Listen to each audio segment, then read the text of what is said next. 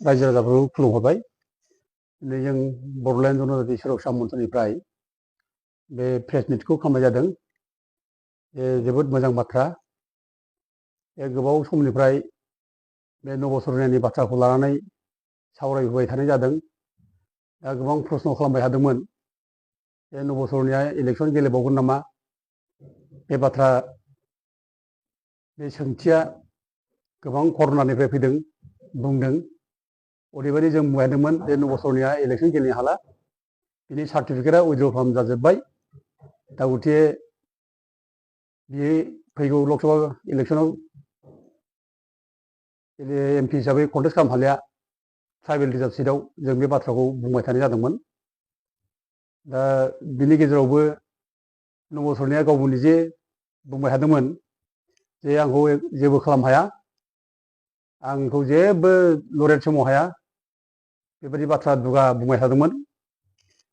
दा बिनि खोथाखौ लानानै हयथ' जोंनि मानसिफ्रा बुजिख'नो हायियाव बुंदोंमोन जे माने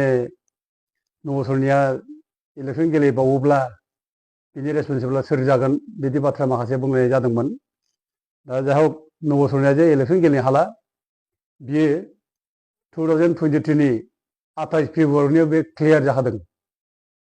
जे बे जे इलेक्सन गेलेनो हाला। माने बे समाव गासिबो सार्टिफिकेटखौ उइद्र' खालामनानै लाखादों। WBDCआ जेसेबां सार्टिफिकेट सरनियाफोरनो होनाय दं इनक्लुडिं नबसरनिया, बेखौ उइद्र' खालामनानै लाखादों। दा फैयै फैयै आरोबाव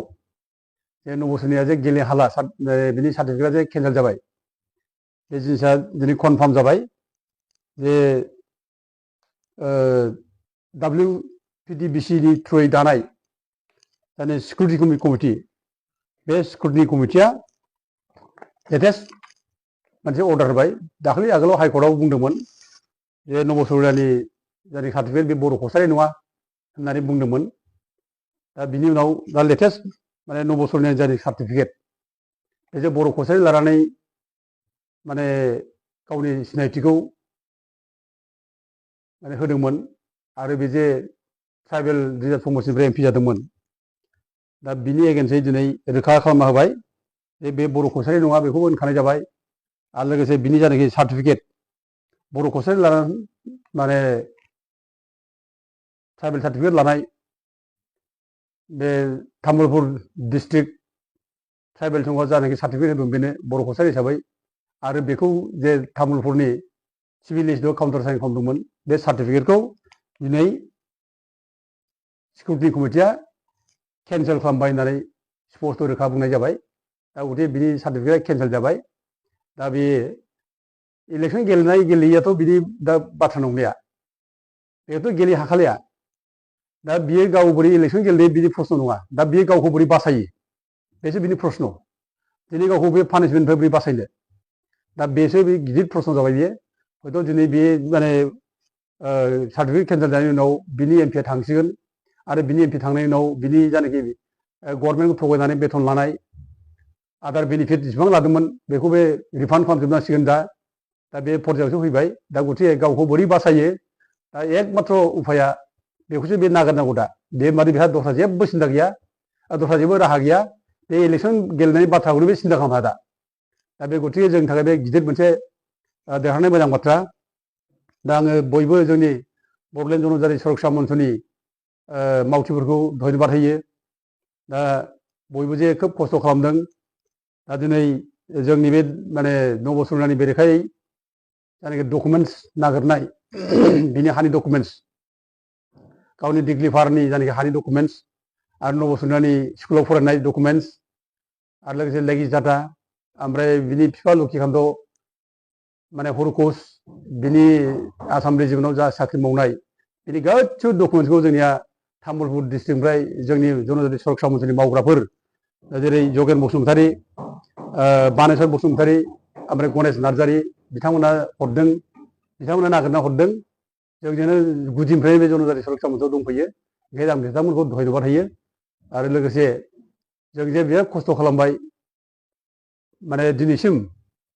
जोङो 10 बोसोरानो जानोसै नबसरनानि बेरेखा जुजि जुजि। आरो बे 10 बोसोर जुजिनाय समाव जे जोंनि जनजाति सुरक्षा मन्चनिफ्राय गोबां खस्थ' खालामबाय। लटारि गेलेनायनि गेजेरजों जों फैसा बुथुमनो गोनां जाबाय। सोरबा नै जोंहा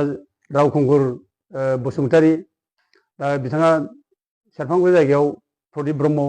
ज' लोगो लालायनानै एखेबारे औवा फानलायनानै सोमोन्दो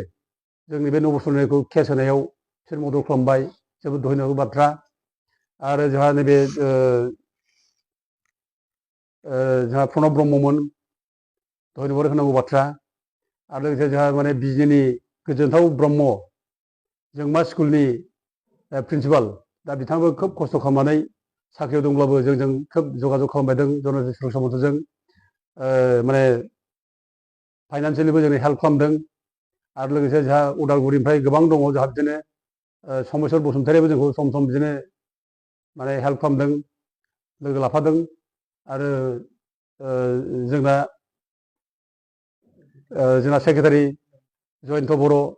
बिथांखौ जों धन्यबाद होनांगोन बिथाङाबो खोब माने साख्रि गोनांब्लाबो रिस्क लानानै जयन्त बर' बिथाङा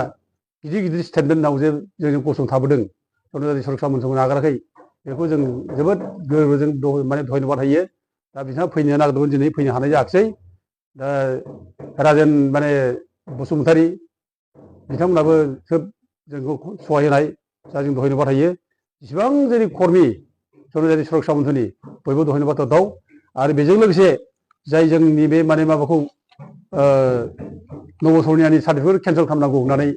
जों जे माने कमप्लेन होबाय बे कमप्लेन होग्रा जनकलाल बसुमतारी माने आदा बिथांखौबो जोङो माने खोब बे बोराय बैसोआवबो जे खस्थ' खालामदों थांलाय फैलाय खालामबायदों बेखौ जोङो अरायबो जोङो गोसोआव लागोन धन्यबाद होयो दा जोङो प्रथम जोङो माने लिगेल साइडखौ नायनानै कर्टनि जायनाखि माखासे बिथोनफोर जों बेखौ नायनानै उकिलनि बिथोन जों बेखौ लानानै जों प्रथमावनो जोङो 2019नि 11 जुन दा जों बेखौ माने फार्स्ट सिकिउरिटि कमिटियाव जों साबमिट खालामनाय जादों सिकिउरिटि कमिटियाव माने नैबे लेखा आं रिसिभ खालामनानै लाना फैनाय जादों बे जों रिसिभ खालामनानै लाना फैनाय जों आदा जनकलाल आं जों ओरै ज' थांलायनानै गासिबो जनजाति सुरक्षा मन्थ्रिनि ओमफ्राय जोंहा गोजोनथाव ब्रह्म बिथां ओमफ्राय जोंहा गणेश बसुमतारी जोंनि ट्रेजारार दा जों ज' थांलायनानै कंगल सिं MLA बे समाव बिथाङानो चेयारमेनमोन बिथाङा माबानि chairman SC ST welfare committee Assam legislative assembly दा बिनिनो बे चेयारमेनमोन दा बेनो साबमिट खालामनायनि उनाव बिथाङा प्रसेस खालामदों दा बिथाङा प्रसेस खालामनानै सिकिउरिटि कमिटि दाबाय ओमफ्राय जेब्ला सिकिउरिटि कमिटि जायो जों अब्ला जनजाति सुरक्षा मन्थ्रि जानानै जावले जावले जोङो आदा जनकलाल जोङो चन्दन ब्रह्मखौ लोगो लाफालायनानै माने WPTBनि सेक्रेटारि बिनिता पेगुखौ गावनि चेम्बाराव लिंहरनानै जावले जावले सावरायदों जोङो आरो बिनिता पेगुनि न'आव जों थांनानै जावले जावले सावरायदों दा गासिबो रिपर्टआ जाजोब्बाय फाइनाल गासिबो जाजोब्बाय सिकिउरिटि कमिटिया रिपर्ट खालामजोब्बाय गासिबो इनकुवारि खालामजोब्बाय मोनजोब्बाय बे जे बर' कसारि नङा बिनि सार्टिफिकेटआ जे इनभेलिड नबसरनिया जे थगायनानै जे बर' कसारि परिसय लानानै जे बर' कसारि सार्टिफिकेट लादों बे इलिगेल बे जिनिसा गासिबो माने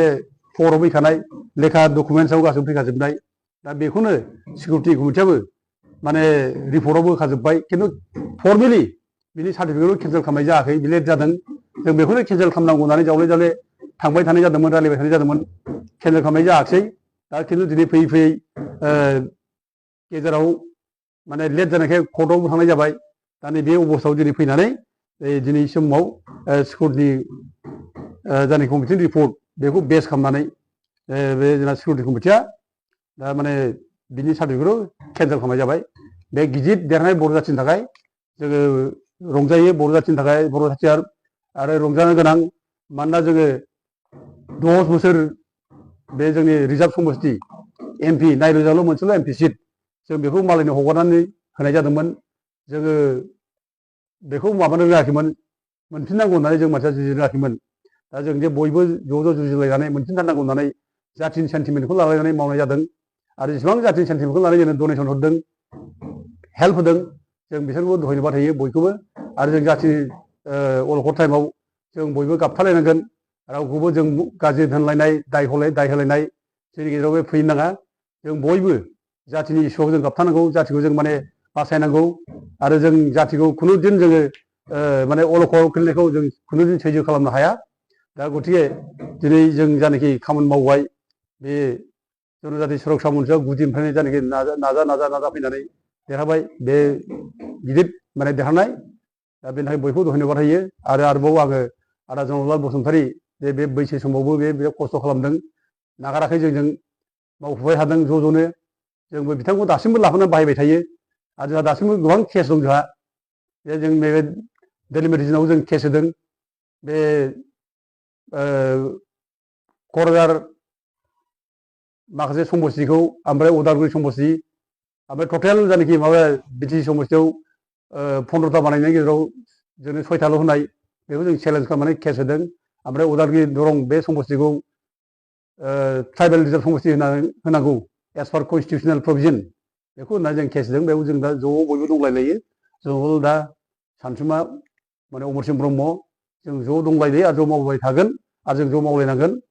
दा बाथ्राया जाबाय जोङो नैबे सरनियानि खेथ्रआव सरनियाफोरनि खेथ्रआव दा सरनियाफोरनि सार्टिफिकेटआ जे उइद्र' खालामजोब्बाय बिसोरनि सार्टिफिकेटआ सोलिलिया बे जिनिसखौ जोङो माबायावनो होनाय जादों PL केस नं 30/2019 बेखौ जोङो होनाय जादों जेब्लानाखि 2018आव 5 जुन खालि बे सरनियाफोरनो कसारि रिजार्भ सार्टिफिकेट होनांगौ होनना बुंदोंमोन अब्ला बयबो सरनियाफोरा कसारि रिजार्भ सार्टिफिकेट मोनदोंमोन दा बेखौ लानानै जों माने PL होनाय जादों दा बेयाव जोंहा कख्लाबारिनि जायनाखि इडुकेटेड माने आनइमप्लयड इउथ एस'सिएसन दं दा बिनि माबा जाहैबाय प्रेसिडेन्ट जाबाय रन्जित बसुमतारी ओमफ्राय लोगोसे सेक्रेटारि सुबेस्वर स्वर्गियारि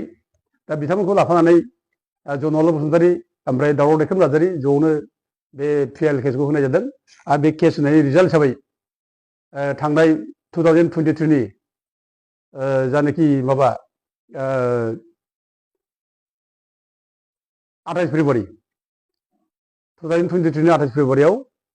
अर्डार दिहुननाय जाबाय जे सरनियाफोरनो जेसेबां कसारि बा बर' कसारि रिजार्भ सार्टिफिकेट होनाय बे गासिबो सोलिजोबला इनभेलिड जाबाय दा बिसोर बेखौ लानानै माने साख्रि बाख्रिबो नागिरनो हालिया एडमिसनबो लानो हालिया बे रोखोम मोनसे अर्डार होनाय जाबाय आरो बे जोंनि थाखाय माने बर'फोरनि थाखाय बुंनो थाङोब्ला गावनि ट्राइबेलनि सिनायथिखौ उद्धार खालामनायनि रैखा खालामनायनि बे मोनसे गिदिर जोंनि माने देरहानाय जागोन बियो दा हयथ' आगोलाव सरनियाफोरनो बर' कसारि आरो कसारि सार्टिफिकेट होबाय थादोंमोन दा बेयावनो नब सरनियाबो सार्टिफिकेट बर' कसारि मोनफादोंमोन दा बिनि सार्टिफिकेटआबो बे केसजोंनो उद्ध जाफाखादों बे केसजोंनो बियो माने इनभेलिड जाखादों बे केस देरहानाय लोगो लोगोनो जोङो नब सरनियानि जायनाखि MP गेलेनाय बेयावनो माने बेहा